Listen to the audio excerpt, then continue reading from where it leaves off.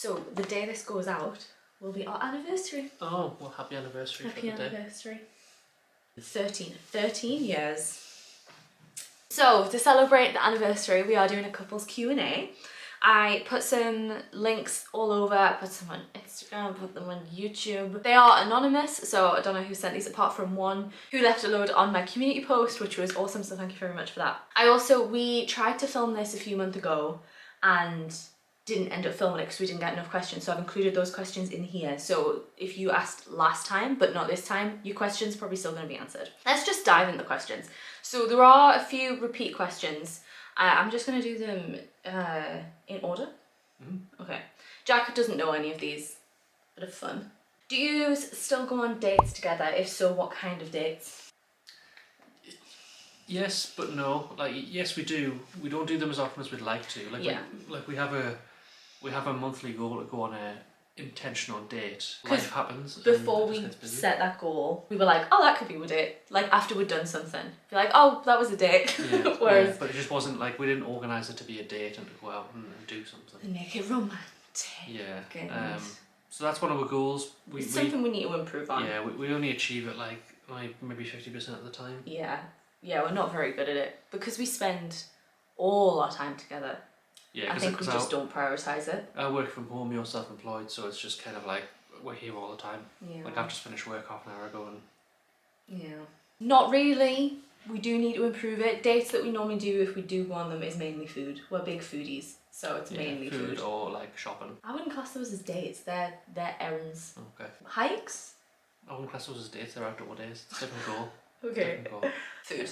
Yeah. Food tends to be the thing. Right, this one was asked twice. I don't know if it was the same person, but how do you keep the spark in your relationship after being together for so long?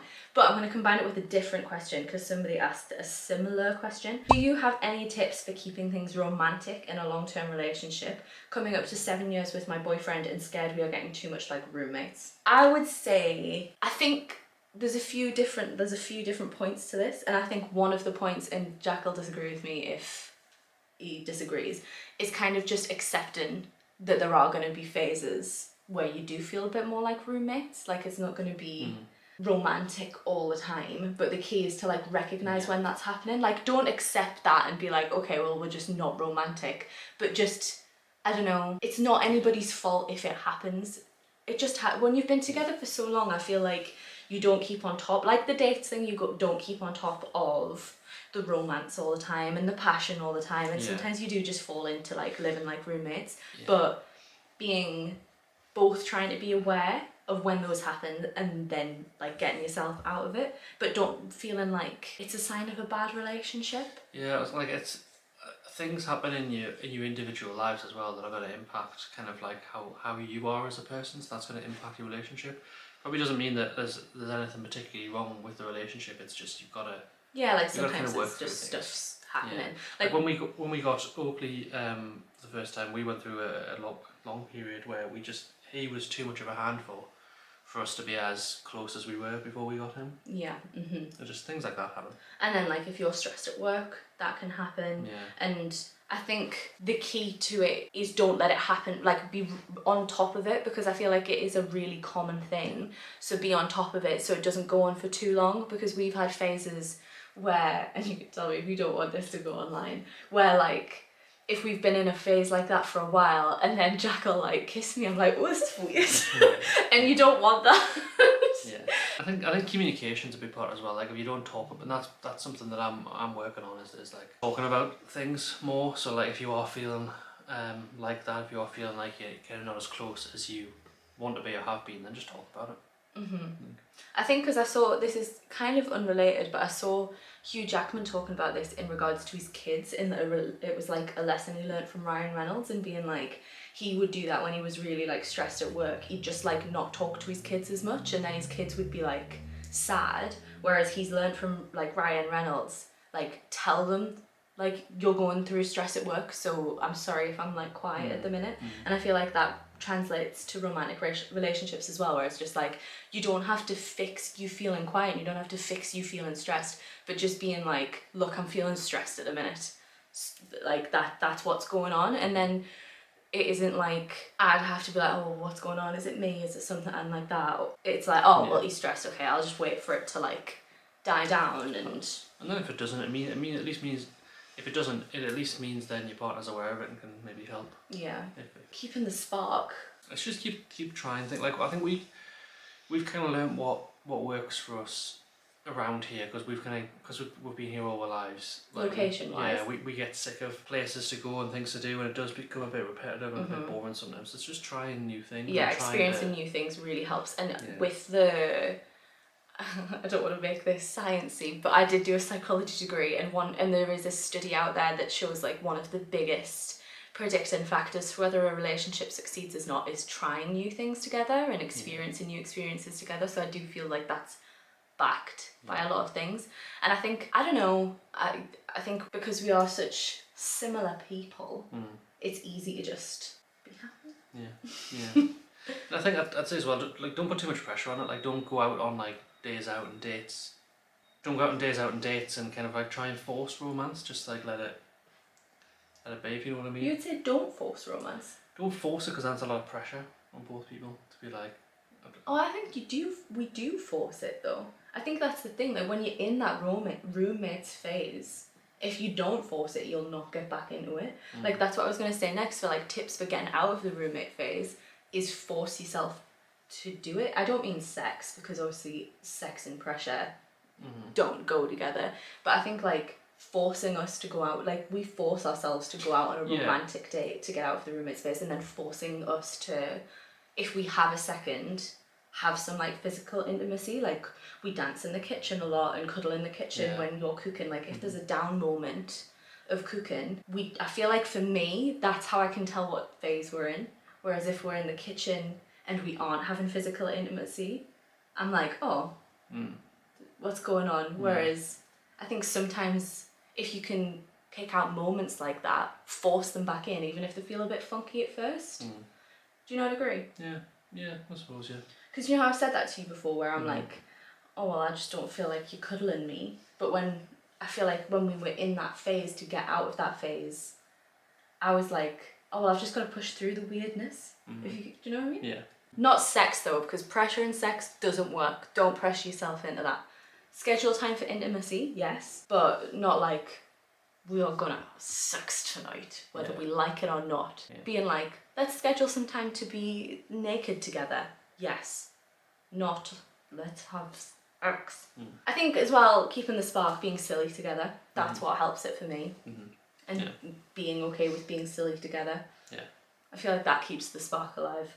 Do you have future relationship goals, e.g. marriage, children, etc.? And then somebody else said, have you and Jack discussed milestones for your relationship?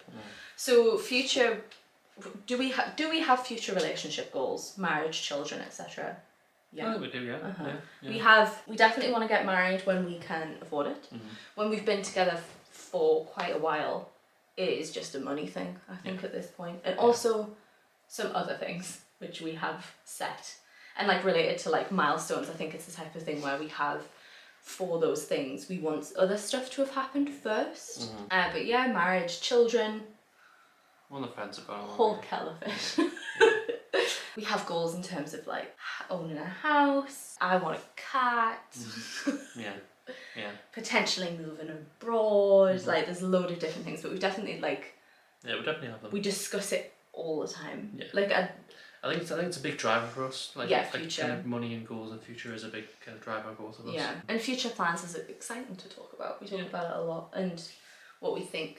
And that isn't to say that it's set in stone, because they change a lot.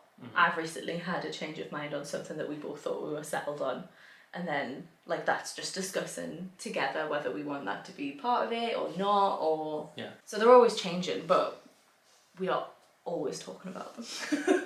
Are you attracted to other people, not just your partner? I think it depends what you mean by attraction. Attraction for me, yes, because I think like attraction for me is like that person's hot, but attraction in the way of like I'm gonna sleep with that person, then no.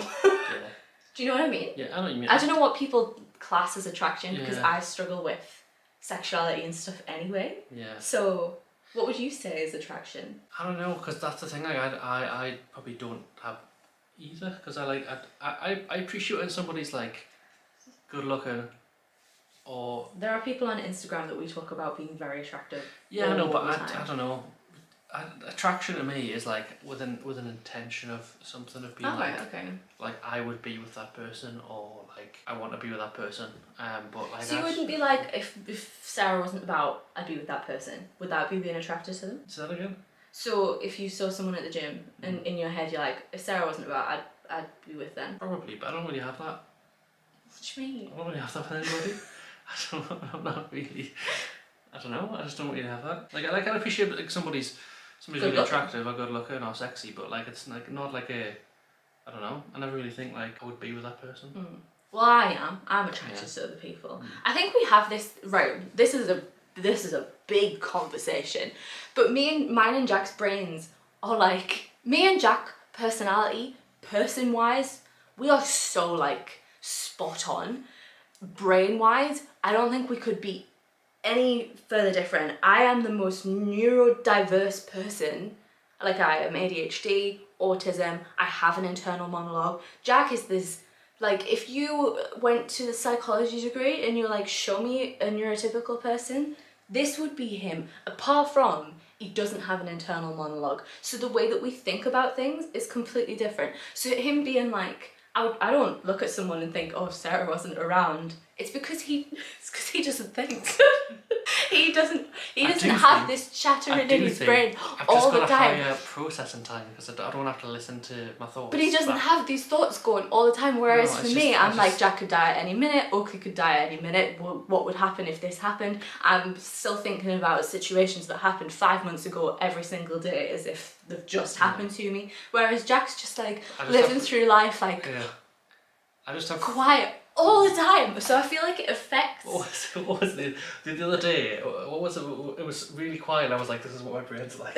Oh, we were on a hike. We were at the top of of like a hill in rural Northumberland. There was nobody around. Silent. There was no wind. No wind. Nothing.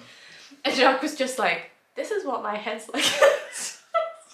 And I was like, I have espresso on background throughout this entire hike. Like right now, it isn't silent for me, whereas for Jack, it's just complete silence. Yeah. And I'm always like talking about things. Like if I see someone, I'm like, would I have sex with them? Or I'm like, could they be related to me? Like there's always like questions all the time. Just when I want to have thoughts, they just form.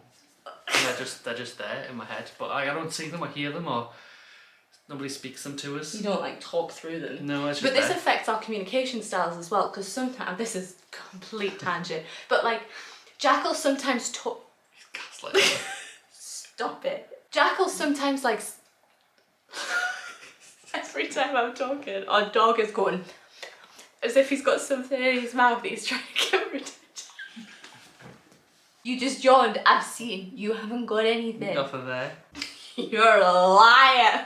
Yeah, so sometimes when Jack's thinking about something, he'll just say it because like he's thinking it through. And I'm like, why are you saying this to me? I'm like, why? Yeah, I know that.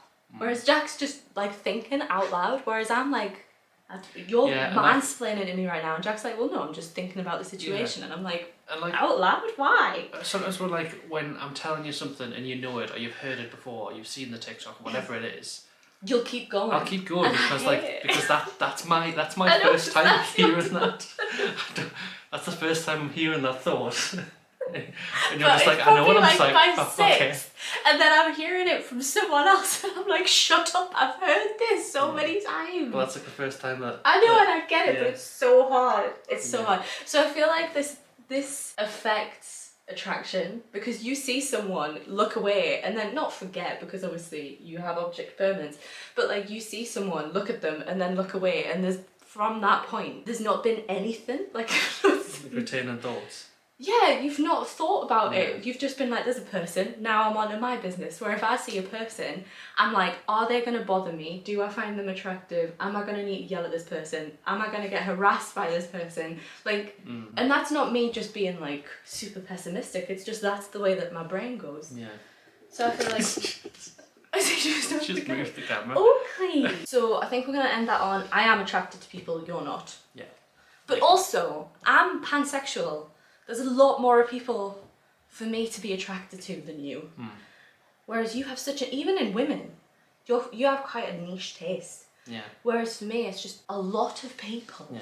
But we're good with that. Like that might sound so bad to be like she's attracted to people and he's not. But we're good with that. Like we're very, very secure in our relationship. I think that's like an overarching theme for us, is that we are very secure. Like there is not one drop of what's he doing? Or like he's gonna text someone, or me with the same. Like we are so secure in our relationship. And also Jack is not a jealous person. Like when I tell you, he does not have a drop of jealousy in his bones. Because it doesn't make sense, it's not logical. He doesn't get jealous of anyone. Like there was a guy in uni who moved into mine. I remember like phrasing this in a way to see if he would get jealous. Not as like a test, but just to like see, because I know he doesn't get jealous. And there was a guy who moved in, because I was in private student accommodation, so during the summer people could like lease out their rooms to not have to pay for their room, because we had like a year-round tenancy. And he moved in whilst I was still there, and this guy was literally me in male form. Like, and I remember texting that to Jack, being like, oh my god, a guy's moved in and he's literally me in a male form. And he was like, oh, awesome. Like not even Someone like a, oh, what's he look like? Oh, do you like him? Oh, are you attracted? He was just like, awesome. And then that was it. Like I was living with him. You didn't care. And then I think one time I was like, oh, I've just been talking to him for like 4 hours in the kitchen. And he was like, that's great. I'm so happy for you. Which is like, yeah. Still insecure. Yeah, exactly. Which is, there's literally no jealousy. How do you deal with any personality clashes? What is your favourite thing about each other? Personality clashes we don't really have, but other like clashes in terms of likes and dislikes, how we cope with them is basically, I have a panic attack, think we're not meant to be together, and then Jack's just like, shut up, well. Like I went through a really bad phase like 2 years ago because Jack doesn't like musicals. And I got so scared, being like, do I want to live the rest of my life with somebody who doesn't like musicals? And he was like, Sarah, it's not that deep. Whereas I was like, it is that deep. It's fine, it's just a phase. I think, but I overthink it, whereas Jack's like, it's fine, we can have other likes and dislikes. I think because of how much we have in common. Because we've like grown together. Yeah, like even if there was something that was like massively, obviously it depends what it is. If it's something like political or like human rights stuff. Though, not likes and dislikes. I don't think we would have any personality. No, but I think likes and dislikes, if there was differences, that's probably healthy anyway, because it means we're not. Yeah. We're not. You know, we can do things on our own and we can. Yeah, I'm very aware I'm in the wrong with panicking. Yeah. And that's what I tell myself when I do start to panic, being like, no, she's allowed to not like musicals, and I'm allowed to not like animated series. Yeah. So like, that's fine. That's what friends are for. Yeah. We don't really have any personality clashes. I think we're both on the same page as well, that we wouldn't want to be in a relationship that had personality clashes. Yeah.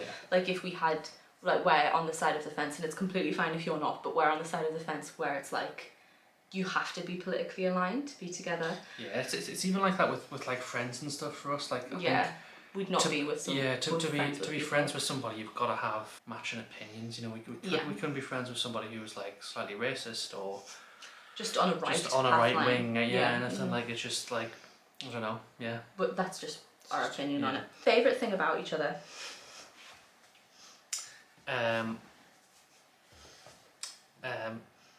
Jack's not good at I'm this. not good at things on the spot. I feel like my favourite thing is Jack's kindness. It is a down point as well. Like Jack is the biggest people pleaser in the world, and he doesn't fight for himself enough.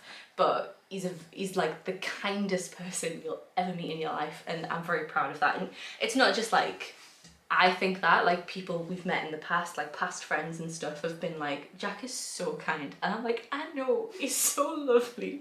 Like, he's such a lovely person. And I also love the fact that you're a man and I don't have to be scared of you, which is very rare. So, that's nice. Can I have a compliment now? Yeah, you're very, your passion, like how passionate you are about things, people, and being nice and passionate.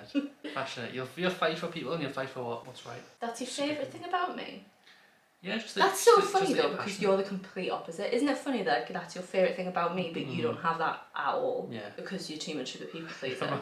not saying, Because you're placid. I'm not saying you're not kind, but like, but you're less of a people pleaser. I just mean like you're not a people pleaser. I love that you're kind and you love that I'm not kind. No, just that you're not a people pleaser. It's just weird. We've got that opposite, isn't it? And that's kind of like the thing it we works. like about each other. Yeah. Right, so does Jack have any advice for a partner of someone with autism? I do want to do a video about this. I've literally had it planned for like ages. But do you want to give like one piece of advice? Patience, kindness, space. Support me. It's all about like the Patience. yeah, just not have patience with you, but just like that you need to be patient. There are things that you're gonna struggle with, and there are things that the autistic person or the person with ADHD is gonna kind of need support with, and it's just about being patient with that and helping them best I can. What do you mean though? What do you mean patient? Like, well, just like if you're struggling with something, just I don't know. waiting it out. No, but just don't be like, all right, come on, like we've got to get on, we've got to do it. Like you've got to give support, because that's not the way that most, at least autistic people, I think, will get help by pressure. You know, adding pressure to those environments where you're already overstimulated isn't going to help anywhere. So it's all just about being patient and giving space and support. Do you have any like out of the box advice? Advocate, I think, as well is another one. It might not be as that much out of the box, but just like advocate for that person outside of your relationship as well. You know, or not even that person, for just kind of that community as a whole. You know, if you see something or hear something at work or in another environment that isn't great towards like autistic people, then try your best to. I say try your best because I'm not a people pleaser, but try your best to say that and support that in that environment as well. Doing it online and stuff as well, just to try and make the world a better place, really. Be an ally to the community. Yeah, I think I had another out of the box one. Oh, go on then.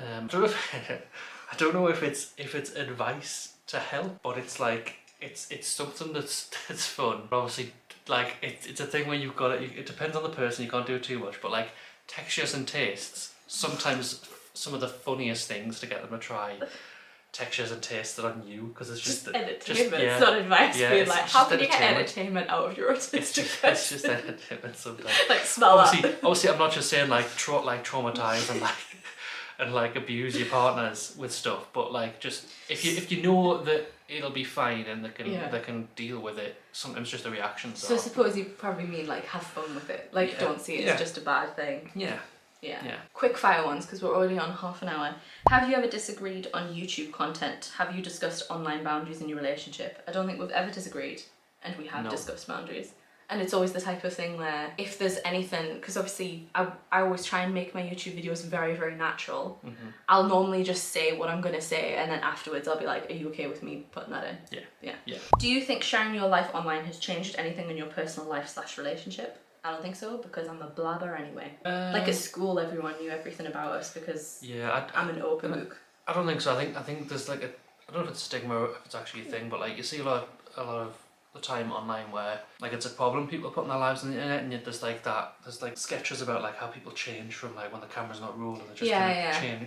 We don't really do that. And I even when it's just me. Yeah, like, I don't do that. And I think it's because you and we are kind of quite authentic in these videos. Like we don't change for them, so I don't think so. Right, this one's going to be a short one, and this might be someone new to the channel, or I don't know. Anyway, how do you and Jack budget your money for holidays, presents, house upkeep, etc.? Any advice for a couple with a joint account on how to make the spending fair?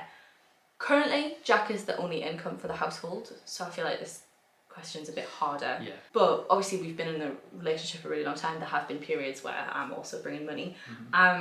Really like quick advice, I would very much say like focus on equity rather than equality. So if your one partner's bringing in 70% of the income and one person's bringing in 30%, keep it like that for everything. Don't be like, well, no, it's got to be 50-50. I think couples get very caught up in like, no, it's got to be 50-50, and say that's not fair on the person who's earning the lower income though at all. Yeah, and I think it's all about trust as well with money, because I see a lot. We don't really do it, but I see a lot of people who do it we kind of do it because we have to. But I see a lot of people do it in a way of where like one income will pay for bills and the other income will just pay for like fun things to do, spending money. Yeah. It's all about money, like trust with money. Like because I am kind of the breadwinner for like not using another term, but like I think something you struggle with is asking permission to spend money, which you don't have to. Yeah. And we've kind of set the boundary to say, look, like you don't have to. Yeah. Like my money's your money. But I know with a lot of people, it's just a trust thing, really. I think, when it comes down to it. I think it's not a you thing with that for me. It's more of like a guilt thing that I'm not bringing in any money. Yeah. So it's kind of like a want to have your own money. Rather than like I know I could literally spend anything and you'd be fine. Like you'd never say you shouldn't have done that or this isn't your money to spend because we have I think because we're in quite a unique situation, it's difficult to answer that question. Yeah. But I think just to make spending fair, make it equity rather than equality. And just again, communication, talk everything through and how you're feeling and stuff. And if you think someone's being unfair, you need to address that with money before it gets to a point that's just unsalvageable. Yeah. What are the pros and cons of being childhood sweethearts? I could make a full video talking about childhood sweethearts because it's such a hard topic. People have very, very polarising opinions for this. Yeah, I think at a very high level we know each other through and through, which is I think a good thing that kind of we know how each other's going to react to not just situations inside the relationship but situations outside the relationship as well. I don't think of any cons. I think cons are, and it depends how you look at it really, cons are obviously like we've never been with anybody else, which isn't a con because I'm very happy that this is my person and I've been able to be with my person for a really long person. For a really long time.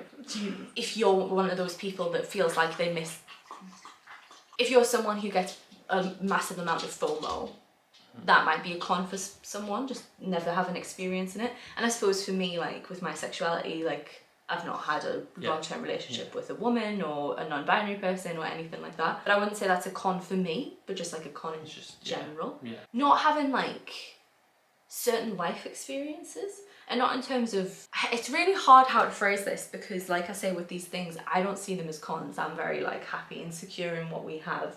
But I've never, obviously I did go to uni and I went to uni and you stayed here. But it's the type of thing where a decision is a decision between us. Like there hasn't really been a point in my life where my decision has been my decision. Yeah. It's been a decision that we both have to be okay with, which is completely fine, and I'm not saying I've lost out by anything like that, but like if me and Jack weren't together, I might have decided I wanted to go travelling for a year, and that would have had to have been something that we were both okay with. We would have had to talk it over. So obviously I could have done that, but it changes both of our lives. It's not just my life it would affect. It's kind of like we've done everything together, so all the things of like moving in your first place and buying things and kind of getting settled, we've kind of done together as well, which I suppose could probably be seen as a con to. Like living with friends, you never get to experience that, or you could. Like this is the thing. Like I'm saying these things, you 100% could. It's very situational, isn't it? You're likely not. You are probably going to move in with your partner the first chance you get, and we did. Like I was 18 when we moved in together. It's just like experiences are missed, but we're fine with it. Yeah. I don't think we have a con with it. No. A con would be that we were both a bit shitty people. So we went through shitty situations because of the shitty people that we were when we were younger, but they were just young people things. Like do you know what I mean? Like we were both just young and stupid, so we did young and stupid things that affected each other. Yeah. That was probably a con. So it was tough at the beginning because mistakes were made, but they wasn't mistakes of young people. So we've had that past trauma together that we probably wouldn't have had if we got together when we were 24, because we've passed the stupid mistake part. Yeah. I'm trying, because we're already on 35 minutes, so I'm trying not to go into the deep ones. How does Jack cope with your disability, and does it affect your relationship together? Yes, it affects our relationship together. I'll let you answer the other bit. That's just kind of what I said before, just about like be patient with it, kind of giving you the space. I think as well, at this point you're used to it. Because I've always been disabled. Yeah, it's the type of thing where like these type of disabilities, most disability, well all disabilities really, I don't say permanent, but are who that person is. Like it's not like... Like you chose to be with me. Yeah, even before you knew. So like it's just that type of thing where like it's not like coping with something, it's just kind of like, I suppose that's probably adapting to it a bit more. And I can see, not with us as much, because you've kind of always been who you are. But with maybe a lot of people who've kind of learned they're autistic or have ADHD, maybe starting to unmask, and around their partners that may seem like a change in personality, when realistically it's just a kind of unmasking of that true personality. So I think I know this wasn't an advice question, but the best advice I could probably give would just be to learn that is that person. And I suppose if it's a hard one, and you can maybe not put this in if you don't want to, and if that is not who you want to be with, I suppose that's fine as well. You know, you've just got to have that conversation and kind of decide if that person is suited to you, because these type of things, it is a disability, but in terms of the relationship, it's not really, it's just who that person is. I think as well it helps that Jack is neurotypical, so he doesn't have a lot of the struggles that I have. So different struggles. Like Jack is very fortunate to have not had any issues with his mental health or anything like that. So in terms of like how does Jack cope, there's not a lot of stuff that you find difficult that you have to deal with me. In terms of like Jack has to do a lot of the cooking because I hate cooking. You're fine with that, like you don't like it, but it doesn't bring you a lot of stress, if that makes sense. Obviously you don't like cooking, I get it, but you're not like, I don't want to do this, I hate this. But being very honest when you don't want to, and me being absolutely okay with that. Like me just being like, you do a lot of the work. If you're not feeling cooking tonight, we'll not cook. Because it's not as easy as me just being like, okay, I'll cook instead. Like, and just being like, okay, we'll get a takeaway. And that's why things like, not so much in our instance, but I feel like that's a good example of why PIP is so important for a lot of autistic couples, because sometimes it isn't just as easy as the autistic person stepping up and being like, okay, well, I'll cook. That isn't an option. So that's why like things like the personal independence payment from the government is so important, because in those situations you still have to eat. So you have to go buy something. Do you guys ever want kids? Massive conversation. I think the way that we are at the minute is Jack is a no, I'm an on the fence. But we're very, very open to if things change. We'll see how things go. And we're not like, I'm on the fence, but I'm not at that point where I'm like, okay, I need to leave this relationship, because Jack is a firm no. I think Jack's very open to like, maybe, and we'll see where we're both at. And I'm very much like, if certain criteria aren't met for kids, we're not having them. And things like that are like, my disability is managed better, my mental health things have been sorted, money, things like that. So we don't know. What made you want to do YouTube is a very big question that I feel like I'll answer in a different one. How do you guys fit in time together around everything else you have going on? We are never apart. The majority of stuff is together. Yeah, and I suppose it's just those kind of micro interactions, isn't it, that you mentioned earlier about like dancing in the kitchen and you know, holding hands and stuff in public. It's when we're doing things, it's just working around them really. Do you want any more pets is the last one. I am desperate for a cat. But the situation is that we aren't sure if we want to move abroad currently, so there's no point in getting another animal until we've 100% confirmed that decision, because it's going to be expensive to transfer him to a different country. So we'd like to only do that with one pet currently, once we've decided what we're doing, and then if we've moved or not moved, then probably yes, but I am desperate for a cat. Jack wants a rabbit. And I kind of think a dog, I've been thinking more recently, a dog might help him. Like another, just so he's got somebody. Yeah, like, because Oakley's so playful. I've been, like, we haven't even discussed this. This is going to be something that I wanted to talk to you about, like, maybe when we're on the holiday or something. But I've been so, like, against another dog for so long, because I've really, really struggled with Oakley. And I've literally been like, no, like, not even thinking about getting another one until his behavioural issues are sorted. But recently I've been a bit like, but he'd have someone to play with. But it's probably because his behavioural issues have, I wouldn't say they've gone away, but they've died down more recently. He's gotten better. He's gotten a lot better, a lot calmer. He is just being a good boy at the moment, so that's probably why. Like, I don't know if it's because he's getting older, they might just be calming down, or he might just be going through a weird phase. I just want him to be able to play with someone is my issue. I don't know, I don't think I'm ready for another dog. But sometimes I'm just like, I just wish he had someone to play with when we're busy. He's so attached to us, like he gives us as well though, like he'll follow any of us around. Like if I'm at the gym and you stand up and go to the kitchen, most times he's at your feet, isn't he? He's following you around. He's a full-on Cocker Spaniel. Like if you know any stereotypes around Cocker Spaniels, Oakley is that. He's a very beautiful boy. Whereas another dog could potentially be just his best friend, you know, play with him. Don't know what breed, but yeah, we'll I think a cat is next, because I'm desperate for a cat. That was all. Okay, cool. Did you enjoy that? Yeah. Do you enjoy that? Yeah. Did you enjoy that? Do you want to say hello? It's okay. Oh, there he is. There's the baby There's boy. a little boy. There's the baby boy. There's a boy. Oh. Anyway, thank you so much for all of the questions. Really enjoyed it. I love doing a couples thing, and happy anniversary. Happy anniversary. Thank you for all the questions. If you like this video, please make sure to leave the video a like, comment, subscribe, share. Literally any engagement with the video really helps to grow my channel, so I really do appreciate it. Make sure you subscribe because there's holiday content coming up and that's the best kind of content. But even if you don't do any of those things, thank you so much for watching, and I shall hopefully see you in another video. Bye. Bye.